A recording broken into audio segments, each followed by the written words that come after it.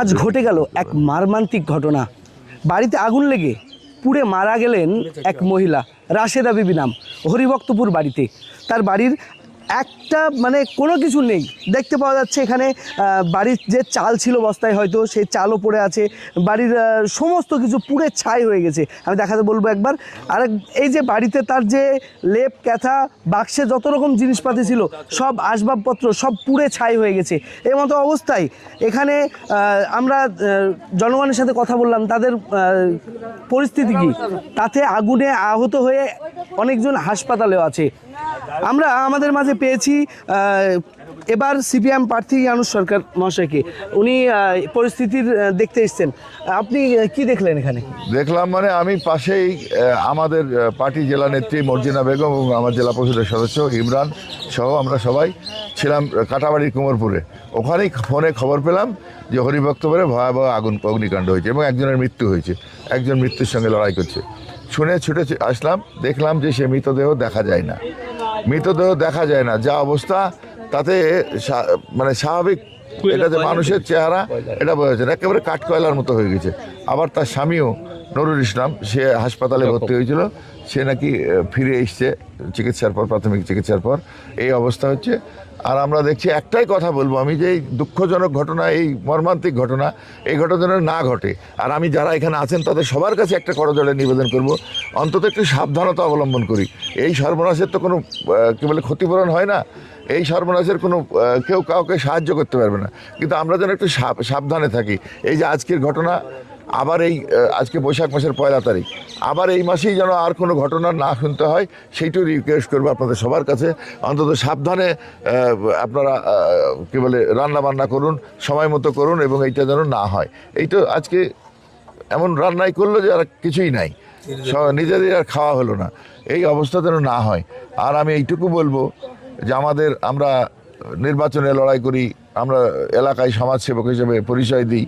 আমাদের দাবিও একটাই, যে অবিলম্বে আমাদের ফায়ার ব্রিগেড থাকা দরকার। হয়তোবা ফায়ার ব্রিগেড থাকলেই জীবন রক্ষা হতো কিনা জানি না, তবে পার্শ্ববর্তী মানুষগুলো একটু স্বস্তি পায়, তারা যাতে একটু স্বস্তি পায়, তাদের যাতে আগুনটা নেভানোর জন্য দ্রুত ব্যবস্থা হয়। সেই জন্যেই এই যে জলঙ্গি থেকে একেবারে জলঙ্গির শেষ সীমানা নটিয়াল, তার প্রায় 28-29 কিলোমিটার দূরত্ব, কোথাও কিচ্ছু নাই, শেখপাড়া পর্যন্ত কিচ্ছু নাই।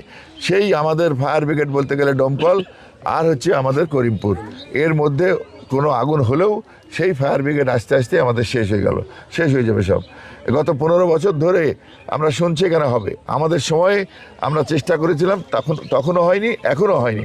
আমি আবারও জোরের সঙ্গে বলবো যে অবিলম্বে যে দলেরই যেই এমএলএ হোক আর যাই হোক, যেন ওই ফায়ার ব্রিগেড হয়, তার দাবি আমার দিক থেকেও প্রতিশ্রুতি থাকছে, এবং যেই থাকুক তাদের কাছ থেকেও আমরা এই প্রতিশ্রুতি চাই, যেন এই ফায়ার ব্রিগেড আমাদের জলঙ্গির রক্ষার স্বার্থে এটা বসানো হয়। আমরা কথা বললাম প্রার্থীর সঙ্গে। থেকে লাগিয়ে গেছিল, দিয়ে রান্না করতে করতে আগুন লেগে গেছে। যখন ভিতরে কোরআন শরীফ নিতে এসেছিল, কোরআন শরীফ নিতে এসে আর বেরোতে পারেনি, ওখানে পুড়ে মেরে গেছে। আমি চোর করলাম, ওখানে একটা কঞ্চির বেড়া ছিল, ঠিক আছে। আমার কিনে বেড়াটা আমি যে বেড়াটা আজ খুলবো না, কালকে খুলবো, ঠিক আছে। বললো যে বেড়াটা খুলি থাও দেবেন, তা আমি বেড়া খুলে ওই সাইডে জঙ্গল আছে ওখানে ধুয়ে আমি তোমার ওই কোদাল দিয়ে ওই হিড় করার টাইনে মাইঠেলে কেবল ফেলেছি। আর ওই চালের মধ্যে কারেন্টের তার ছিল, তার পৌঁছে গেছে।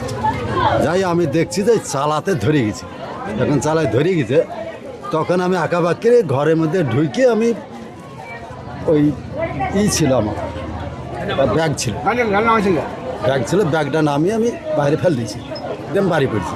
আমার গিন্নিতে কখন ঢুকেছে, আমি ওকে বলছি তুমি বাড়ি আসো, কিন্তু ওই আলনার পরে ওই কোরআন শরীফ সাঙ্গের পরে ওই কোরআন শরীফটা ছিল, ওই কোরআন শরীফটা পাঠতে যে আর বাড়াতে পারে না, বাড়ানোর টাইমই পাইনি। টিনের বেড়া ধরেন প্যারাক মারা আছে, এবার পাটকটির বেড়া হলে লাথি মেরে ভেঙে বাড়াতে পারে, টিনের বেড়া ধরে ও ঘরের মধ্যে আর বাড়ায়নি, সুযোগই পাইনি। আর আমি আঁকাবাঁকিরে বাড়াতে যে আমার এই সাইডটাই পিড়িয়েছে, আমার এমন কিছু ক্ষতি লাগে এই সাইডটার এই কপাল। কিন্তু আমি ওই মুহূর্তে এমন অবস্থা যে মানুষ ভিড়তেই পারছে না আগুনের কাছে। আখা থেকে আগুন লেগেছিল না কারেন্ট থেকে? কারেন্ট কারেন্ট থেকে আগুন। তারটা ফিউজ হয়ে গেছে। অগ্নিকাণ্ডে বাড়ি পুড়ে ছাই হয়ে যাচ্ছে, তবুও ধর্মের টান। কোরআন শরীফ আনতে গিয়ে ঘরে পুনরায় ঢুকে তাকে জীবন দিতে হলো। আগুনের সঙ্গে পুড়ে ঘরের সঙ্গেই ছাই হতে হলো তাকে। তার এই ধর্মপ্রেম, এটা একটু যেন ইতিহাসের নাম লিখে গেল।